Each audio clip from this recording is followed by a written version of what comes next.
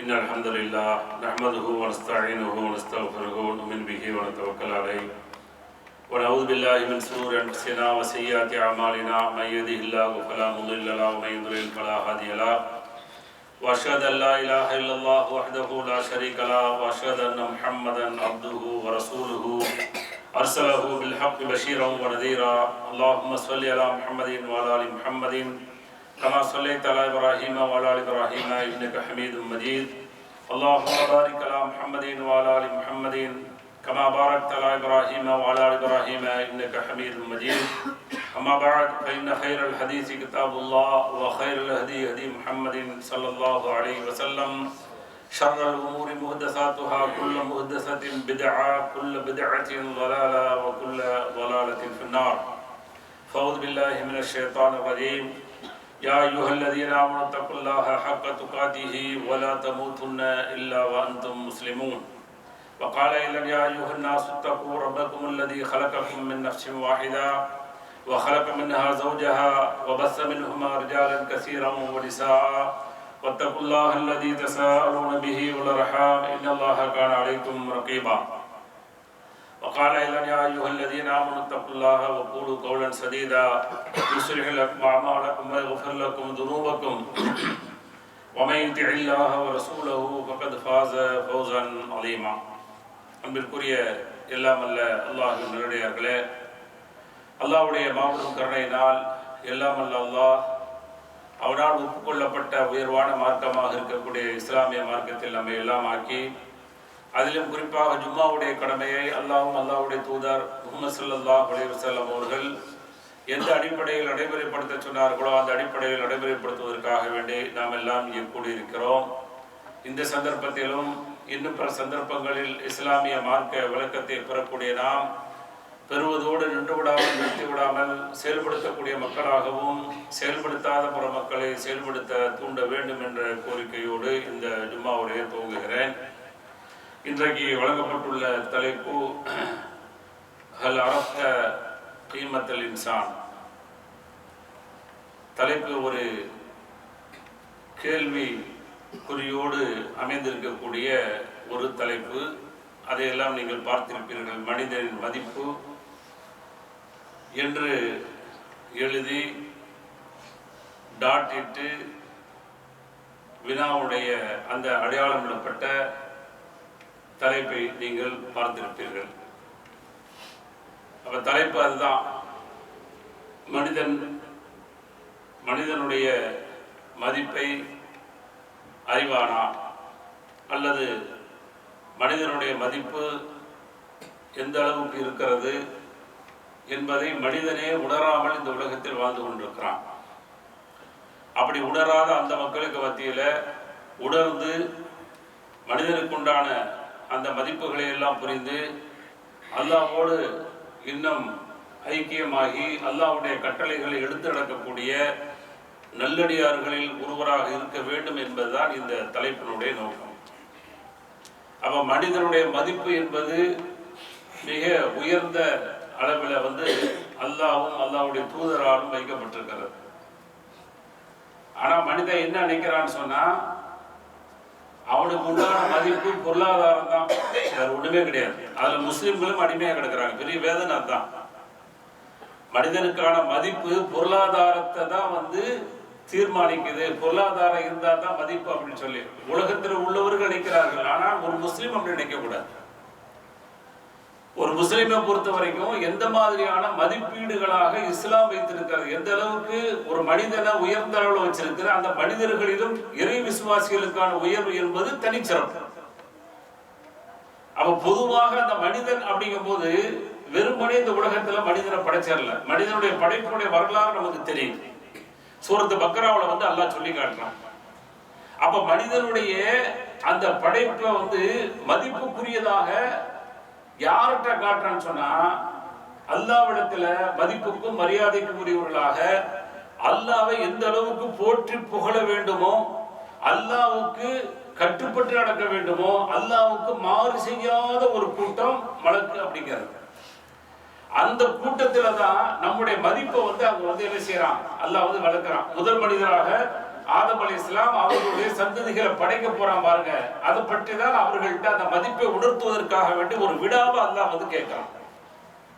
அவர் சூரத்து பக்ரால சொல்லும் போது வைது கால ரப்புகளில் மலாயிகத்தி இந்தி ஜாஇன் ஃபில் அர்லி ஹலீஃபா, மலக்குமார்ட்ட ரப்பு கேட்கிறான், பூமியில் வந்து ஒரு பிரதிநிதியை படைக்க போகிறேன்.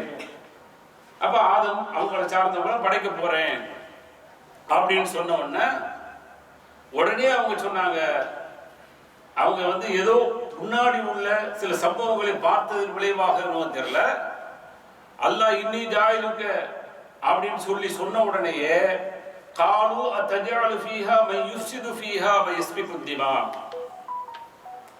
ரத்தத்தை ஓட்டக்கூடிய குழப்பம் விளைவிக்கக்கூடிய ஒரு கூட்டத்தை நீ படைக்க விரும்புறியா? கேள்வி என்ன, நான் ஒரு படைப்பை படைக்க போறேன், பிரதிநிதியை படைக்க போறேன். அப்ப மறுவிடா என்ன, மறுமொழி என்ன, ஏற்கனவே பார்த்ததனுடைய விளைவாக நீ வந்து இவர்களை படைச்சா பூமியில வந்து குழப்பமும் ரத்தம் கொட்டுதல் தான் இருக்கும் சொல்லிவிட்டு, எந்த வேலைக்காக நீ படைக்கிறியோ அதை நாங்க செய்யறோம். நஹ்னு நுஸப்பிஹு பிஹம்திக வ நுகத்திஸ் லக், ஒண்ணு நாங்க தஸ்பீஹ் செய்யறோம், ஒண்ணு வந்து நாங்க தூய்மைப்படுத்துறோம். அப்ப இந்த வேலை செய்யக்கூடிய நாங்க இருக்கும் பொழுது இன்னும் ஒரு பிரதிநிதியை நீ படைக்க போறேன்னு சொல்றியே, அந்த பிரதிநிதிகள் படைத்தால் எங்களை போல ஏதோ வணக்க வழிபாடுகள்ல இபாதத்துகள்ல அப்படியே இருப்பாங்க, வணக்க வழிபாடுகளுக்கு மாற்றம் இல்லாமல் அவருடைய வாழ்க்கை வந்து போகுமே அப்படிங்கிற ஒரு ஆதங்கத்தை வந்து வெளிப்படுத்துறாங்க. இப்ப மதிப்பை எப்படி புரிய வைக்கிற பாருங்க. இந்த உலகத்துல உள்ள எல்லா மனிதர்களும் நோக்கணும், பார்க்கணும். அவங்க பார்க்காட்டா ஏற்றுக்கொண்ட நாமாவது பார்க்கணும் இல்லையா? அதைத்தான் அல்லாஹ் விரும்புறான்.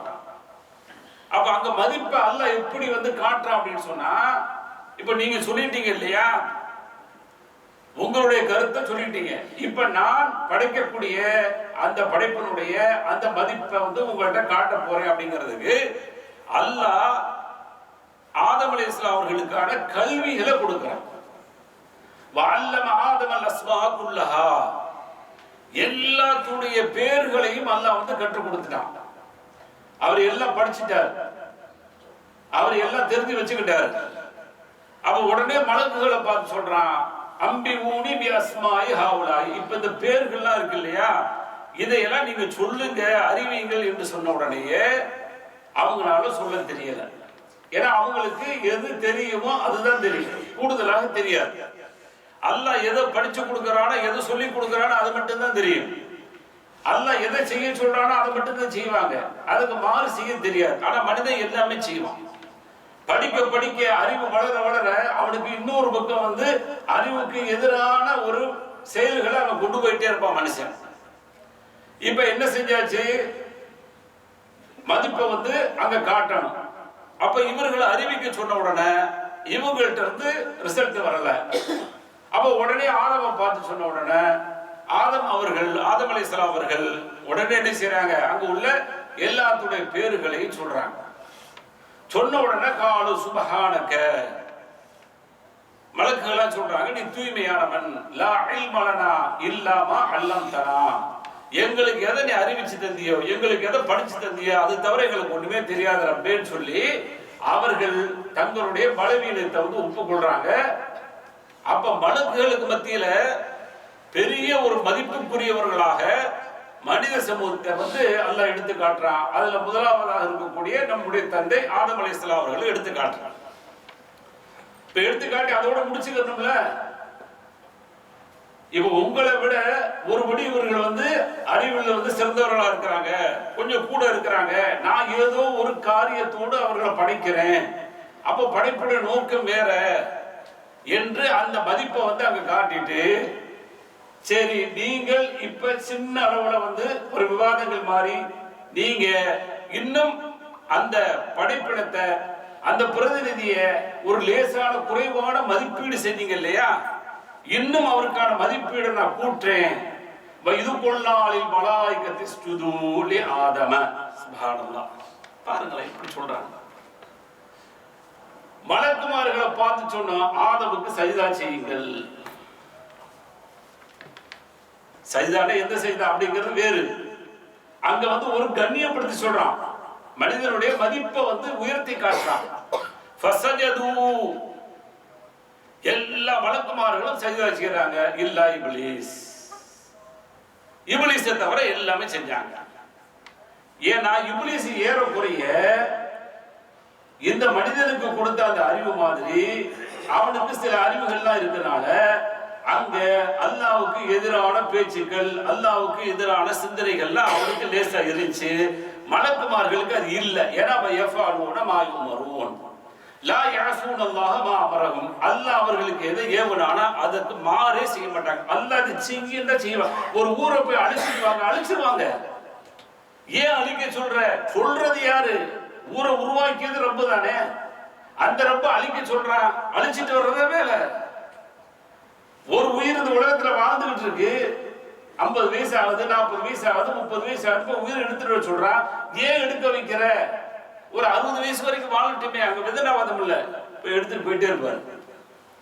கருவறைக்குள்ள இருந்து வெளியில வர்றதுக்கு சில நிமிஷம் தான் இருக்கு, போய் எடுத்துட்டு வாங்குறான், எடுத்துட்டு போயிடுவாரு. அது இரக்கம் இல்லை என்ற அர்த்தம் இல்ல, இறைவனுக்கு கட்டுப்படுதலில் மாற்றம் இல்லை. வார்த்தை தான் வித்தியாசம். இறைவனுக்கு முழுக்க கட்டுப்படுறாரு.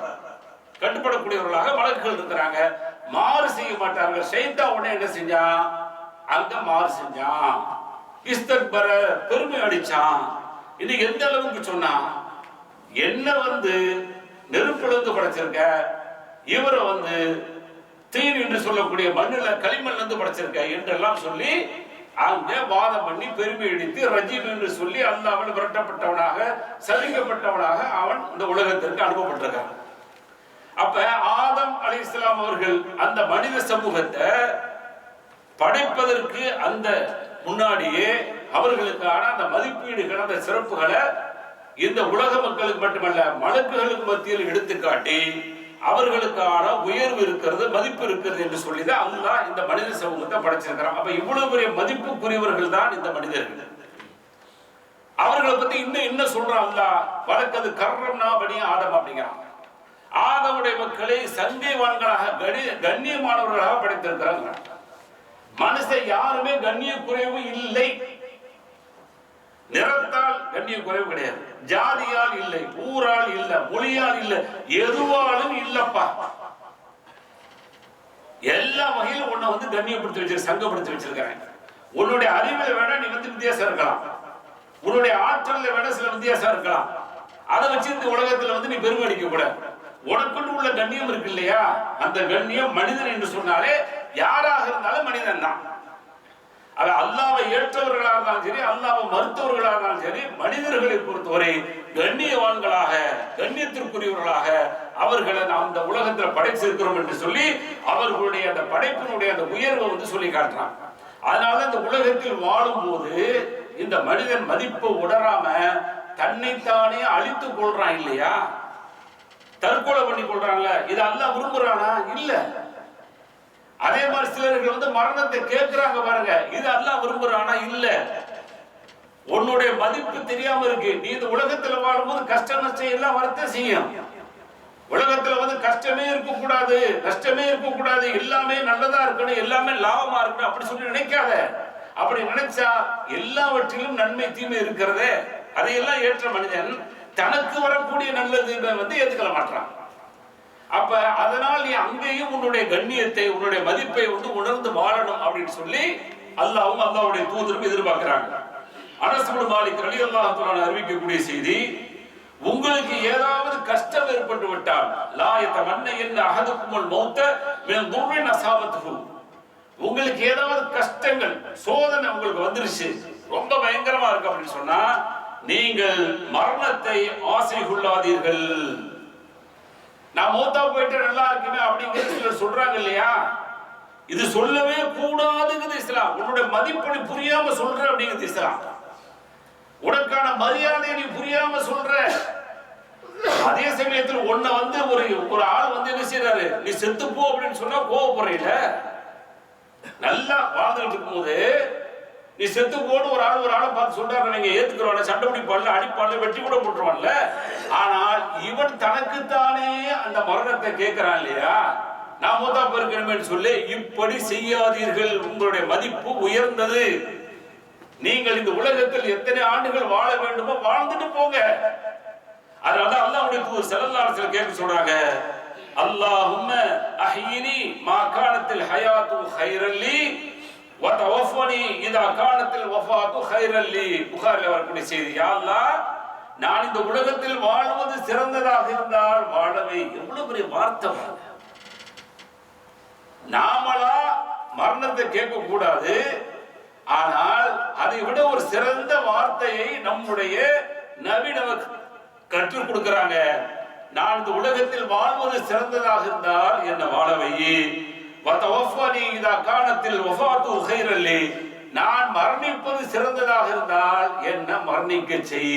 அவங்க கையில கொடுக்கணும். ரெண்டுக்கு வித்தியாசம் இருக்கு. நம்ம தான் பேர் அப்படின்னு சொல்லிட்டு நாம எடுக்க கூடாது. யார் எனக்கு உயிர் கொடுத்தானோ அவனிடத்தில் அதனுடைய வெகுமதியை அதனுடைய பெருமதியை கொடுக்க வேண்டும் என்று அல்லாஹ்வுடைய தூதர் விரும்புறாங்க. என்ன வாழ்வது சிறந்ததா வாழவை, அல்லது மூத்தா போறதா சிறந்ததா என்ன மூத்தா போவை. கஷ்டம் வந்துருச்சு, நஷ்டம் வந்துருச்சு, உன்னால தாங்க முடியல அப்படின்னு சொன்னா இந்த பிரார்த்தனையை பண்ணு என்று உன்னுடைய மதிப்பை உயர்த்தி காட்டப்படுது இஸ்லாம். அதே மாதிரி அடுத்து அல்லாஹ் எச்சரிக்கிறான். சூரத்து நிசால 93வது வசனமாக, வமை யக்துல் முஃமினன் முத்தஅம்மிதன் ஃபஜஸாவுஹு ஜஹன்னமு காலிதன் ஃபீஹா. யார் ஒரு உயிரை தன்னைத்தானே மாய்த்துக் கொள்கிறார்களோ, தற்கொலை செய்து கொள்கிறார்களோ, அவர்களை அல்லாஹ் நிரந்தரமாக நரகத்தில் போடுவான். வகலிபல்லாஹு அலைஹி, அவன் மீது அல்லாஹ்வுடைய கோபம் இருக்கிறது. வலஅனஹு, அல்லாஹ் அவனை சபிக்கிறான் என்று அல்லாஹ் சொல்லக்கூடிய எச்சரிக்கை. அப்ப முந்திக்கிட்டு போய் நான் என்ன செய்யக்கூடாது, தற்கொலைக்கு போயிடக்கூடாது. உன்னுடைய மதிப்பு புரியல. அவன் மதிப்பு புரியல அப்படின்னு சொன்னா மதிப்பு என்னங்க இருக்கின்ற மதிப்பு அப்படின்னு கேட்கறீங்கல்ல, அதை நம்ம சொல்றோம். அப்போ நம்மிடத்தில் மனிதனிடத்தில் ஏராளமான மதிப்புகள் இருக்கிறது. மதிப்பிட முடியாத அளவுக்கு உண்டான மதிப்புகள் இருக்கிறது. அதை மனுஷன் புரியல.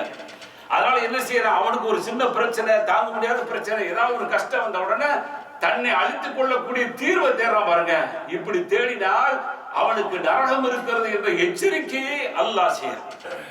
நீ முந்திக் கொண்டு என்ன செய்யக்கூடாது, எந்த காரியத்தை கொண்டும் தற்கொலைக்கு போயிடக்கூடாது. அதனால அப்துல்லாஹ் இப்னு மஸ்ஊத் ரலியல்லாஹு அன்ஹு அறிவிக்கக்கூடிய செய்தி, புகாரி முஸ்லிம்ல வரக்கூடிய செய்தி, அல்லாஹ்வுடைய தூதர் ஸல்லல்லாஹு அலைஹி வஸல்லம் சொல்றாங்க, அவ்வளவு மா யுக்லா பைனன் நாஸி யௌமல் கியாமா ஃபித் திமா. மறுமை நாளில் முதலாவதாக தீர்ப்பு வழங்கப்படுவது இருக்கிறது பாருங்க. அந்த தீர்ப்பு யார் இரத்தத்தை ஓட்டினார்களோ, கொலை செய்தார்களோ அந்த விஷயங்களுக்கான தீர்ப்புகள் வழங்கப்படுகிறது என்ற எச்சரிக்கை செய்யறாங்க. அதை செஞ்சிடாத உலகத்தில் நீ மௌத்தா போன அப்படின்னு சொல்லி கேட்டு விடாத. நீ உன்னைத்தானே நீ அழிச்சுக்களவும் செய்யாத, பிற மக்களையும் நீ அழிக்காத. இந்த உலகத்துல ஒரே ஒரு மனிதரை வாழ வச்சா உலக மக்களை வாழ வச்சது போல ஆகும். ஒரே ஒரு ஆளை கொன்னுட்டேன்னு சொன்னா உலக மக்களே கொன்றது போல ஆகும். அல்லாஹ் சூரத்து மாயிதால பதிவு செஞ்சிருக்காங்க. அப்ப தன்னைத்தானே அழிக்கவும் கூடாது, பிறரையும் அழிக்க கூடாது. ஒருத்தரை வாழ வைக்கிறது எவ்வளவு மதிப்புங்க. உலக மக்களை வாழ வச்ச மதிப்பு. ஒருத்தரை மூத்தா போயிட்ட, ஒருத்தரை கொன்னுட்டேன்னு சொன்னா உலக மக்களையும் கொன்னதாக குற்றமாயிடுனா எவ்வளவு பெரிய பாவம், அது எவ்வளவு பெரிய மதிப்பீடு மனுஷனுக்கு. இதை விட உயர்வு என்ன மனிதனுக்கு வேணும்? சரி, இந்த மனுஷன் என்ன நினைக்கிறான், இவனுக்கு ஏதாவது கஷ்டங்கள் வந்து, பொருளாதாரத்துல கஷ்டங்கள் வந்துருது, உடல் ரீதியான ஏதாவது நோய் வந்துருது, மன ரீதியாக ஏதாவது பாதிப்பு வந்துருது. இப்ப என்ன தீர்வு? உடனே தற்கொலை பண்ண வேண்டியதான், உலகத்தை விட்டு போயிட வேண்டியதான், நமக்கு ஒண்ணுமே இல்லை அப்படிங்கிற முடிவு போறான். ஆனா ஒன்றை கொடுத்த அந்த உறுப்புகள் இருக்கு பாருங்க, அது வெகுமதியே இல்லாத ஒரு உறுப்பு. உனக்கு கண்ணு கொடுத்திருக்கிறான்ல, கண்ணுக்கான மதிப்பை யாராவது சொல்லுங்க. தொழுது முடிச்ச உடனே என்னுடைய கண்ணுக்கான விலை எவ்வளவுன்னு யாராவது ஒரு விலையை சொல்லுங்க. நான் இனிமேல் இதை பத்தி பேசவே மாட்டேன். அல்லாஹ் சொல்றான், வஜஅலலக்கும் ஸமா வல் அப்சார வல் அஃபீதாங்கறான். உனக்கு கண்ணை கொடுத்திருக்கிறேன், காதை கொடுத்திருக்கிறேன், சிந்தனையை கொடுத்திருக்கிறேன். இதை விட வேற என்ன வேணும்? இந்த உலகத்துல யாருக்காவது கொடுத்திருக்கிறான் மனிதன் இல்லாததுக்கு? எதுக்குமே இல்லையே. பார்வைகள் இருக்கிறது, பெரும் பெரும் பார்வைகள் உள்ள பிராணிகள் இருக்கிறது. அந்த பார்வை என்ன பலன் அதுக்கு? ஆனால் சின்ன பார்வை தானே, சின்ன உருண்டை தானே, அதில் கண்ணு கூட வந்து ஒரு சின்ன அளவுல தானே அந்த என்னது அந்த லென்ஸ் என்று சொல்லக்கூடிய அந்த குழிகள் இருக்கிறது, அதுல தானே பார்வையே வருது. அந்த கருவிழி என்று சொல்லக்கூடிய அந்த கருவிழியில் இருந்தான பார்வைகளை பிரதிபலிக்கிறது. அப்ப அதோடைய வெகுமதி என்னங்க? அது ஒன்றை இருக்கும் போது நீ என்ன செய்ய போற? அதை விட வேற என்ன வேணும்? ஒருத்தன் வந்து கண்டு இல்ல, காது கேட்கல, அறிவு வேலை செய்யல, அவன் மனுஷனா இருக்கிறான், அவனுக்கு ஏதாவது பிரயோஜனம் இருக்கா? அந்த மனிதர்கள் குறைவு, அதனால அதை பத்தி பேசக்கூடாது. சரி, ஒருத்தர் நல்ல அறிவு, பயங்கரமா அறிவு வேலை செய்யுது, எது கொடுத்தாலும் மனப்பாடம் பண்றான், அள்ளி அள்ளி போட்டா மனப்பாடம் பண்றான், ஏன்னா எதையுமே பார்க்கல, வேறு எதையுமே கேட்கல, அதனால சொல்லும் பொழுது எதெல்லாம் சொல்லப்படுது அவ்வளவு வாங்கி ஒரு புத்திசாலியா இருக்கிறான்.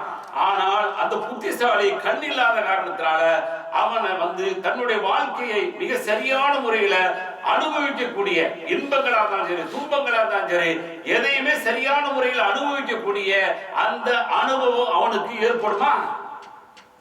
சேலஞ்ச் நோ, இல்ல. அதே அறிவு கம்மியா இருக்கு, பார்வை இருக்குன்னு வைங்க, அவன் அனுபவிக்கக்கூடிய அனுபவிப்பு இருக்கு பாருங்க, எல்லாத்தையும் அனுபவிப்பான், நல்லது கெட்டது எல்லாத்தையும் பார்ப்பான், சுயமா போவான், சுயமா வருவான், எங்க வேணாலும் போவான், எங்க வேணாலும் வருவான். கண் குருடர்கள் என்ன செய்வாங்க? ஒண்ணுமே செய்ய முடியாது. அப்ப உன்னுடைய கண்ணுக்கான விலை என்ன? 99 விழுக்காடு கண் பார்வை உள்ளவர்களாகத்தான் அல்லாஹ் கொடுத்திருக்கிறான். அதனுடைய மதிப்பு என்ன? அதன் மூலமாக உன்னுடைய வந்து உன்னை உயர்த்திருக்கிறானே, அந்த பார்வையை பார்வையாக நீ சரியாக செய்யாவிட்டால் என்னங்கிறதை எச்சரிக்கிறான். உனக்கு கொடுத்த பார்வை உயர்தரமான பார்வை, எங்கெல்லாம் பார்க்கணுமோ, என்னெல்லாம் பார்க்கணுமோ, எதையெல்லாம் பார்க்க வேண்டுமோ அவ்வளவு நீ பார்க்கிற. பார்க்க பார்க்க உன்னுடைய சிந்தனை செயல்படுது. அப்படியே பார்க்கிற, ஆஹா இது நல்லா இருக்கே, இது மாதிரி நம்ம வாங்கணும், இது மாதிரி நாம செய்யணும், இது மாதிரி நாம வந்து அணியணும், இது மாதிரி நாம கட்டணும், அப்படி எல்லாம் சொல்லி உன்னுடைய கண் பார்த்ததனுடைய விளைவாக உன்னுடைய அறிவு வேலை செய்து அதற்கான முழு முயற்சி பண்றீங்க இல்லையா? இது இன்னைக்கு எத்தனையோ பிராணிகள் போகும்பொழுது அப்படி பார்க்குது, பார்த்துட்டு மூலையில ஏத்திக்கிட்டு பரவாயில்ல நல்லா இருக்குது செடி, நாம 4 செடியை வளர்ப்போம் சொல்லி எந்த ஆடாவது வளர்த்ததாக வரலாறு உண்டா? எந்த ஒட்டகமாவது வளர்த்த வரலாறு உண்டா தனக்கான அந்த உணவுகளை? ஆனா இன்னைக்கு உணவுகளை நாம தானே வளர்த்துக்கிட்டு இருக்கிறோம். நமக்கு கொடுத்த அறிவை வச்சு அந்த பார்வையின் மூலமாக எங்கெல்லாம் அந்த விளைவிக்க முடியுமோ, என்ன மாதிரியான விளைபொருட்களை கொண்டு வர முடியுமோ அதையெல்லாம் கொண்டு வந்து நாம் அனுபவிக்கக்கூடிய அளவிற்கு உண்டான தன்னுடைய தேவைகளை தானே பூர்த்தி செய்யக்கூடிய அளவிற்கு அந்த பார்வை திறனும் அறிவு திறனும் சேர்ந்து வேலை செய்து பாருங்க. இதை விட என்ன மதிப்பு இருக்கு? அப்ப இதெல்லாம் இல்லைன்னு சொல்லி நினைக்கிறான் மனுஷன். அவனுக்கு வந்த கஷ்டங்கள் வந்து அவனுக்கு உண்டான அந்த பார்வை இருக்கிறது, அவனுக்கு உண்டான அறிவு என்று சொல்லக்கூடிய அந்த அறிவின் மூலமாக உள்ளக்கூடிய சக்திகள் இருக்கிறது, அவனுக்கு கேட்கக்கூடிய அந்த திறன் இருக்கிறது, அவன் செய்யக்கூடிய அந்த செயல்களுக்கான கை கால் உடல் இருக்கிறது. இவ்வளவு இருக்கக்கூடிய மதிப்பை வந்து மறந்துட்டு தற்கொலை பண்ண பயணம் இல்லாட்ட போவானா? கஷ்டம் வந்துருச்சுப்பா, யாருக்குப்பா கஷ்டம் வரல? கஷ்டம் வரதான் செய்யும். உன்னுடைய தாய் உன்னை சுமந்து பெற்ற கஷ்டத்தை விட உலகத்துல என்ன கஷ்டம்? அதை நீ எத்தனை பேர் மறந்து வாழ்ந்துட்டு இருக்கிற? தாய்க்கான சேவை செஞ்சிருக்கீங்களா? தகப்பனுக்கான சேவை செஞ்சிருக்கிறியா? எத்தனை பேர் வந்து தொழுதுகிட்டு இருக்கிறீங்களே, தகுதியத்தை வரைக்கும் தொழுகிறீங்க தெரியும், ஆனா தாய் தந்தருக்கான அந்த கண்ணியங்கள் இல்லை, தாய் தந்தருக்கான அந்த உறவுகள் பேணப்படல, தாய் தந்தர்களுக்கான அந்த உரிமைகள் கொடுக்கப்படல, தாய் தந்தர்களுக்கான அல்லாஹ் சொல்லக்கூடிய அந்த உபகாரம் செய்யப்படலையே. நீங்க எங்க சொர்க்கம் போறீங்க? மற்ற அமல்கள்லாம் உங்களை சொர்க்கத்தில் கொண்டு போயிருவான். ஏன் அந்த தாய்க்கான தந்தைக்கான அவளை சிறப்பு சொல்றான்? கஷ்டத்திற்கு மேல் கஷ்டத்தை சுமந்து அவள் வந்து ஒன்றை பெற்றெடுத்தாள், பால் கொடுத்தாள். 30 மாதங்கள் 2.5 வருடங்கள். சாதாரணமாங்க 2 நிமிஷம் புள்ள வந்து தொந்தரவு பண்ணும் போது கடுப்பாகிறான், தூக்கத்தை கெடுக்கும் போது கடுப்பாகிறான். 2.5 வருஷமா எல்லாத்தையும் கெடுத்துச்சு. எதை கெடுக்கல? அவளை தாய எல்லாத்தையும் கெடுச்சு, தூக்கத்தை கெடுத்துச்சு, அவளோட நிம்மதியை கெடுத்துச்சு, அவனுடைய உடல் அமைப்பு கெடுத்துச்சு, எல்லாத்தையும் கெடுத்துச்சு. அதெல்லாம் ரசிச்சா பாருங்க. அந்த சுமையை விட வேற என்ன வேணும்? அந்த கஷ்டத்தை விட வேற என்ன வேணுங்க? நீங்க உலகத்தில் வேற ஏதாவது அனுபவிச்சிட்டீங்களா? மறுபிறவிக்கிறாங்க, பெற்றெடுக்கிறது மறுபிறவி. யோசித்து பாருங்கள், வரக்கூடிய பாதை என்பது அந்த 3 கிலோ உறுப்பு வரக்கூடிய பாதையாது. அந்த சக்தியை கொடுத்தது யாரு? இதை விட வேற என்ன வேணும்? வேணும். அந்த அளவுக்கு கஷ்டப்பட்டு இருக்கா. அந்த கஷ்டம் உனக்கு ஒண்ணுமே இல்லையே, எதுக்கு ஏன் தற்கொலைக்கு இருந்து போற? அது ஒரு தீர்வா? அது உன்னுடைய மதிப்பு உனக்கு புரியலையா? இது இல்லாட்ட இன்னும் கடப்போம், இன்னும் ஏறுவோம் என்று சொல்லி ஏறுங்களேன். அல்லாஹ்வுடைய தூதருடைய வாழ்க்கையில 13 வருடங்கள் மக்காவில் எவ்வளவு கஷ்டங்கள், எதற்காக அந்த வரலாறு? அவரை சொகுசா வச்சிருக்க முடியாத ரப்பு, அவர் அழகான முறையில் வச்சிருக்க முடியாத ரப்பு, ரப்புக்கு இயலாததா? ரப்புட்ட அவர் கேட்டிருந்த ரப்பு கொடுக்காதவனா? கேட்க மாட்டேன்டாரே, உதவிக்கு வந்து நின்றாங்களே, வேணாம் கேட்க மாட்டேன். இதுக்கு முன்னாடி உள்ளவங்க 2 கூறா ரம்பத்தில் பிரிக்கப்பட்டாங்க, 2 கூறா பிரிக்கப்பட்டாங்க. இரும்பிலான சீப்புகள் கொண்டு அப்படி சத பிரிக்கப்பட்டுச்சு. எப்ப உதவி வரும் மத்தா நஸ்ருல்லாஹ்னு கேட்டாங்க. அலா இன்ன நஸ்ருல்லாஹி கரீப், ஆறுதல் தான் சொன்னாங்கறான். அது மாதிரியான கஷ்டங்கள்லாம் நீங்க படாம சொர்க்கம் போயிட முடியுமா? 13 வருட காலங்கள் நபியாக இருந்து 40 வருட வாழ்க்கையில அவருடைய வாழ்க்கையே தனி. 13 வருட காலையில் 2.5 ஆண்டுகள் கணவாயில் ஒதுங்கி இன்றைக்கும் கணவாய் அபூ தாலிப் என்று வரலாறில் பதிவு செய்யப்பட்ட கணவாயில் தங்கி இருந்து இலை குலைகளை காய்ந்த தோள்களை எல்லாம் சாப்பிட்டு அவர்கள் போடக்கூடிய மலங்கள் ஆட்டு புழுக்கைகளை போல வந்தது என்று வரலாறு சொல்லுது.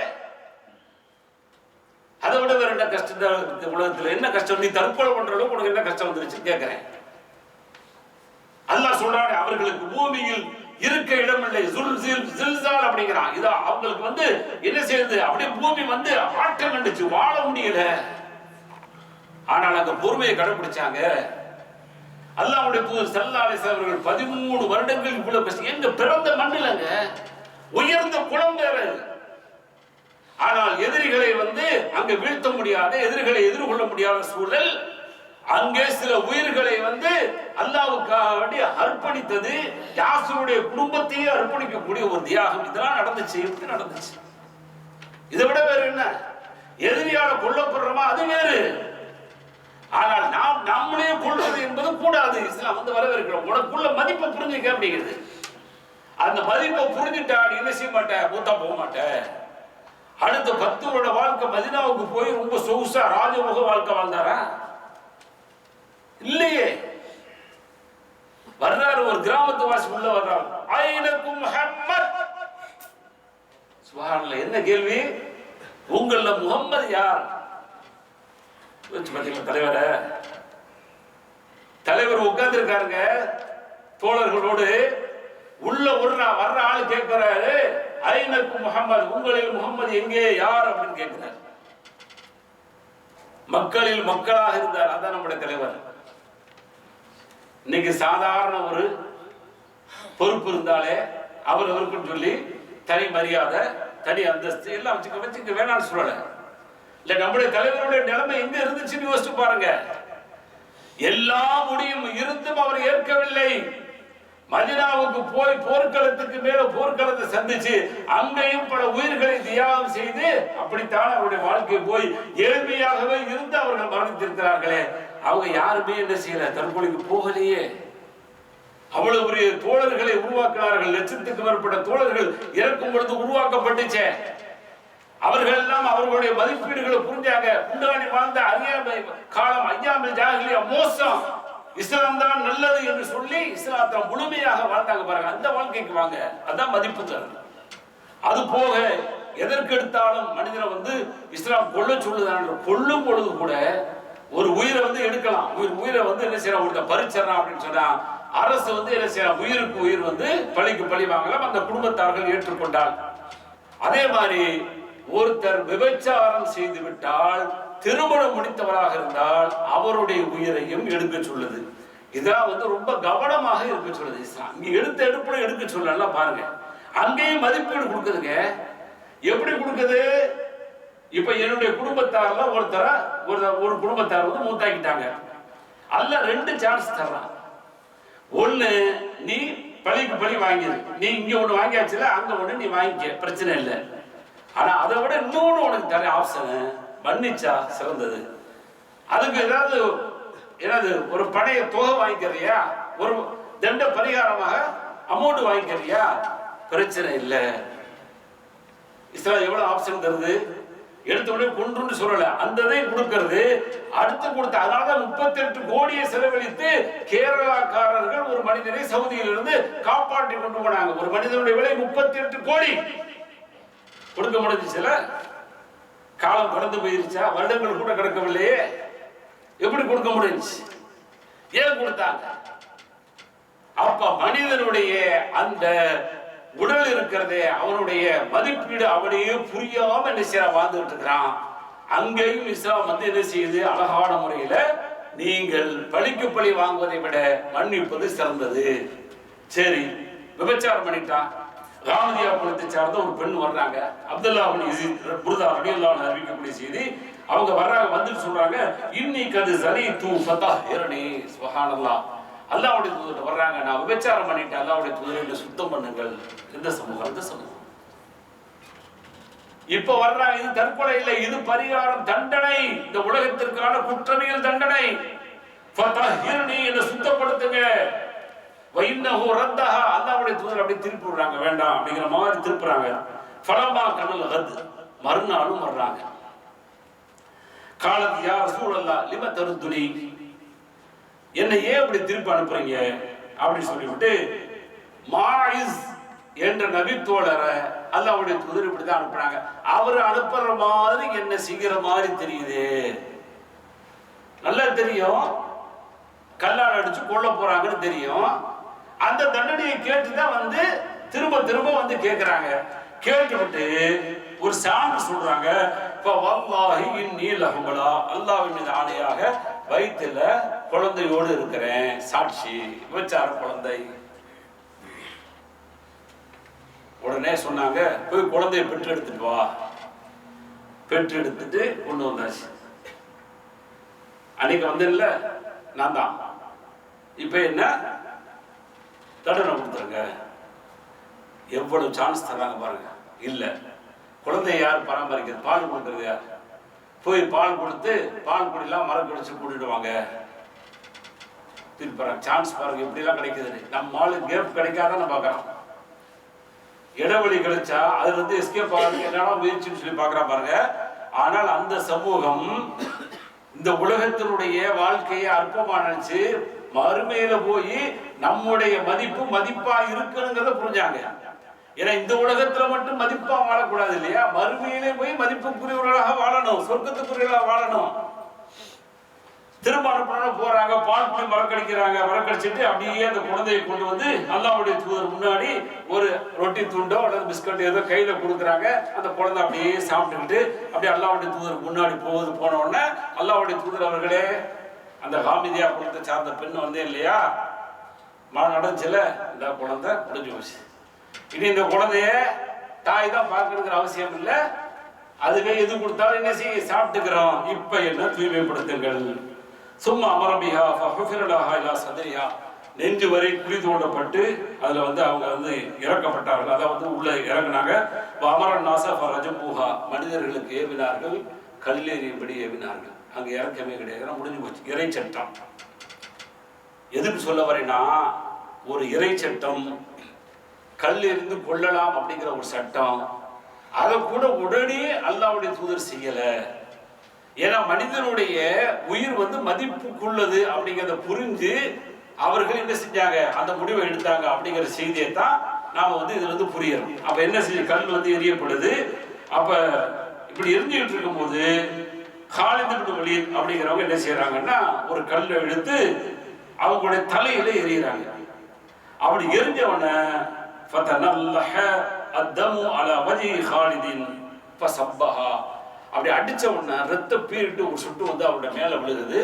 உடனே அந்த பெண்மணியை திட்டுகிறார் காலித் ரலியல்லாஹு அன்ஹு, திட்டுறாங்க. இப்ப சமீய நபி ஸல்லல்லாஹு அலைஹி வஸல்லம் அல்லாஹ்வுடைய தூதர் கேட்டுட்டு, சப்பஹு இய்யாஹா, காலித் அவர்களே அந்த பெண்ணை திட்டுனீங்களா? ஃபகால மஹலன் யா காலித், காலித் கொஞ்சம் அமைதியா இருங்க. இந்த பெண் செய்த தௌபா அல்லதி நஃப்ஸின் பியதிஹி லகத் தாப தௌபத்தன் லவ் தாபஹா ஸாஹிபு மக்ஸின் லகுஃபிர லஹு. இந்த பெண் செய்த இந்த தௌபா இருக்கு பாருங்க, மிக உயர்ந்த இடத்துல இருக்கிறது. இந்த இடத்துல சொல்லக்கூடிய செய்தி, இந்த ஊர் மக்கள் செய்யக்கூடிய அத்துணை தௌபாவை விட அது மிகப்பெரிய உயர்ந்த இடத்தில் இருக்கிறது அப்படின்ட்டு இன்னொரு அறிவிப்போட எண்ணிக்கையும் வருகிறது. சொல்லிவிட்டு சும்மா அமரபிஹா சல்லா அலேஹா வதுஃபன, அந்த அம்மாவுக்கு தொழுக வச்சுட்டு அல்லாஹ்வுடைய தூதர் ஸல்லல்லாஹு அலைஹி வஸல்லம் அவர்கள் அடக்கம் செய்தார்கள் அப்படிங்கிற செய்தியை வந்து முஸ்லிம் என்ற ஹதீஸ் கிரந்தங்களில் பதிவு செய்யப்பட்டிருக்கு. அப்போ உயிரை வாங்கலாம் அப்படிங்கிறதுல கூட அந்த மதிப்பை இஸ்லாம் கவனிச்சு தான் கொலைக்கு கொலை நீங்கள் வாங்கி கொள்ளலாம் பலி அப்படி இருந்தா கூட அங்கேயே மன்னியுங்கள்.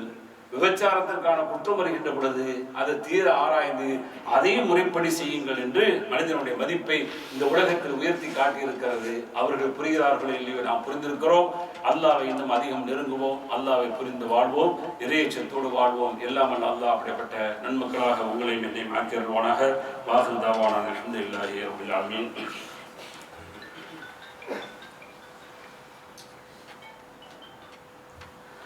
பிஸ்மில்லாஹிர் ரஹ்மானிர் ரஹீம். அன்புக்குரிய சகோதர சகோதரிகளே, முதல் உரையில் சொன்னது போல மனிதனுடைய மதிப்பு மிக உயர்ந்த இடத்துல இஸ்லாம் வைத்திருக்கிறது. அந்த இடத்துல வச்சிருக்கிறதுனால தான் மனிதர்களுடைய அந்த கண்ணியத்தையும் அந்த என்ன செய்து இஸ்லாம் வந்து பேண சொல்லுது. எந்த அளவுக்கு பேண சொல்லுன்னு சொன்னா, உயிர், உடைமை, மானம் எல்லாத்திலையும் கை வச்சிடாதன்னு இஸ்லாம் சொல்லுது. அல்லாஹ்வுடைய தூதர் எந்த அளவுக்கு சொன்னாங்கன்னா, இந்த நாள் எப்படி சொல்றாங்க, ஹஜ் 2 சொல்றாங்க, இந்த நாள், இந்த மாதம், இந்த ஊர் எப்படி புனிதமானதோ அது போல உங்களுடைய உயிர், மானம், உடைமை எல்லாமே புனிதமானதுன்னு சொன்னாங்க. உயர்த்தி காட்டினாங்க. எந்த வகையிலும் ஒருவருடைய மானத்துக்கு நீங்க என்ன செய்யக்கூடாது, களம் ஏற்படுத்தக்கூடாது. ஒருவருடைய உடைமைக்கு நீங்க எந்த விதமான ஆபத்தை ஏற்படுத்தக்கூடாது. அதை வந்து நீங்கள் அபகரித்து சாப்பிடக்கூடாது. அதே போல அவர்களுடைய உயிர்களையும் நீங்கள் வாங்கிவிடக் கூடாது என்று மிக உயர்ந்த இடத்துல மனிதனுடைய மதிப்பை வந்து இஸ்லாம் வச்சிருக்கு. ஆனால் இன்றைக்கு சர்வசாதாரணமா என்ன செய்யப்படுது, மனிதர்கள்ல வந்து ஆண் பெண் என்ற இனம், அது ஒரு இனம், அவ்வளவுதான். ஆனால் அந்த ஆண் வந்து அவனுக்கு உண்டான சக்தி இருக்கு அப்படிங்கிறதுக்காக வேண்டி பெண்ணை என்ன வேணாலும் செய்யலாம் அப்படிங்கிறது இல்லை. ஆனா அது என்ன நடந்துட்டு இருக்குன்னா, சமீபத்துல இன்னைக்கு உலகங்களும் பெண்களுக்கு எதிரான அந்த பாலியல் வன்கொடுமைகள் அப்படிங்கிறது அதிகரிச்சுட்டு போறதை பார்க்கிறோம். தமிழ்நாட்டுக்குள்ளேயும் அது வந்துருச்சு. அது வந்ததுனால அதனுடைய வீரியத்தை பாருங்க. ஏன்னா அந்த வீரியம் வந்து நீங்க மீடியாக்களோடு அல்லது சட்டசபை கூட்டத்தொடர் நடந்துட்டு இருக்கு, அதை பார்த்தவங்களுக்கு தெரிஞ்சிருக்கு. அப்ப அதனுடைய வீரியம் என்ன ஆகிப்போச்சு அப்படின்னு சொன்னா, தமிழ்நாட்டில் பாலியல் வன்கொடுமை பெண்களுக்கு எதிராக நிறைய நடந்துட்டு இருக்கு. அது கல்லூரி என்று கூட பார்க்காமல் அங்க நடக்குது அப்படிங்கறதெல்லாம் வச்சுதான் நேற்றைய தினம் ஒரு சட்டம் இயற்றிருக்கிறாங்க. ஏற்கனவே இருக்கக்கூடிய சட்டம் தான். யாராவது அப்படி வந்து இந்த மாதிரி பாலியல் வன்கொடுமை செய்து அவர்களை வந்து செஞ்சிட்டாங்கன்னு சொன்னா அவர்களுக்கு தூக்கு தண்டனை அப்படின்னு சொல்லி ஒரு தண்டனை. அதே மாதிரி அவங்களை பின்தொடர்ந்து போனாங்கன்னா 5 வருஷம் இப்படின்னு சொல்லி பல சட்டங்களை வந்து என்ன செய்யப்பட்டிருக்கிறாங்க, இயற்றிருக்கிறாங்க. இப்ப இந்த சட்டம் சரி, இன்னும் பல சட்டங்கள் அரசால வந்து இயற்றப்பட்டிருக்காங்க, இருக்கு. ஆனால் ஏன் இந்த செயல்கள் நடக்குது? அதே சமயத்துல இஸ்லாத்துல பாத்தீங்கன்னா எல்லாமே செஞ்சாங்க. கொலை செஞ்சுக்கிட்டு இருந்தாங்க, பழிக்கு பழி வாங்கிட்டு இருந்தாங்க, விபச்சாரம் பண்ணிட்டு இருந்தாங்க, மது குடிச்சுக்கிட்டு இருந்தாங்க, எல்லாமே செஞ்சுக்கிட்டு இருந்தாங்க. இஸ்லாம் ஆவதற்கு முன்னாடி இஸ்லாம் எப்ப வந்துச்சோ அது எல்லாத்தையும் விட்டுட்டாங்க. எப்படி விட முடிஞ்சு? விபச்சாரம் செஞ்சாங்க. அல்லாஹ் வந்து அல்லாஹ்வுடைய தூதர்ட்ட பெண்கள்கிட்ட வந்து நீங்க வந்து பையத் செய்யும் போது வலா யஸ்ரீன், விபச்சாரம் பண்ண மாட்டோம்னு சொல்லி பையத் பண்ணுங்கன்னு சொல்லி அல்லாஹ் குர்ஆன் வசனத்துல சொல்றான். அப்ப விபச்சாரம் பண்ணிக்கிட்டு தான் இருந்திருக்கிறாங்க. ஆனால் அந்த சமூகத்துல தான் விபச்சாரத்தினுடைய சட்டம் இறங்கிய பிறகு மாயிஸ் ரலியல்லாஹு அன்ஹு ஆண்ல இந்த காமதியா குலத்தை சார்ந்த பெண் 2 பேருடைய வரலாறு தான் இருக்கு. பாக்கி யாருமே விபச்சாரம் பண்ணவில்லை சஹாபாக்களாக மாறிய பிறகு.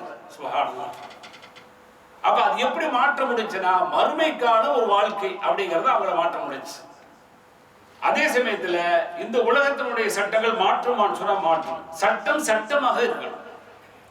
சட்டம் போடுவாங்க, எல்லாரும் எந்திரிச்சு என்ன செய்யறாங்க, சட்டமன்ற உறுப்பினர்கள்லாம் வந்து அங்க சத்தம் போடுறாங்க, அதுக்கான உரிமைகள் போராட்டம் நடத்துறாங்க. அப்படிங்கிறதுக்காக வேண்டி ஒரு சட்டத்தை ஒரு வரியில ஏற்றுவது அல்ல, ஆனா அந்த சட்டத்தை வந்து நடைமுறைப்படுத்தணும், முறையாக நடைமுறைப்படுத்தணும். அப்ப இஸ்லாத்தின் அடிப்படையில இந்த காமதியா குலத்தை சார்ந்த பெண்ணு மாதிரி வந்து நான் விபச்சாரம் பண்ணிட்டேன் அப்படின்னு சொல்லி தன்னார்வம் வந்து ஒப்புக்கொள்வாங்களோ? ஒப்புக்கொள்ள மாட்டாங்க. இன்னைக்கு யாரும் ஒப்புக்கொள்ள மாட்டாங்க. ஆனா என்ன செய்யப்படும், பிடிப்பாங்க. பிடிச்சுதான் என்ன செய்யணும், அவங்கள தண்டிக்கணும், வேற வழியே இல்லை. அந்த தண்டனைகள், இஸ்லாம் கொடுக்கக்கூடிய தண்டனைகள் இப்படியாப்பட்டவர்களுக்கு அவர்களுடைய உயிரை பறிக்க வேண்டும். அந்த இடத்துல மதிப்பீடுகள் இல்லாவிட்டாலும் மற்ற மனிதர்களுடைய அந்த உயிர்களுடைய அந்த மதிப்பீடுகள் புரிய வேண்டும் என்று இஸ்லாம் எதிர்பார்க்கிறது. லக்கத் கான ஃபீ கஸஸிஹிம் இப்ரா அப்படிங்கிறான். நீங்கள் இந்த பழிக்கு பழி வாங்குவது, இது மாதிரியான சட்டங்களை நீங்கள் நிறைவேற்றுவது பாடம், படிப்பினை யாருக்கு? லிஉலில் அல்பாப் அப்படிங்கிறான், அறிவுடையவர்களுக்கு படிப்பினை அப்படிங்கிறான். அப்ப அந்த பாடம் இருக்கும்படி என்ன செய்யறாங்க? தண்டனைகளை நிறைவேற்றணும். உடனுக்குடனே என்ன செய்யணும்? பிடிக்கப்படணும்.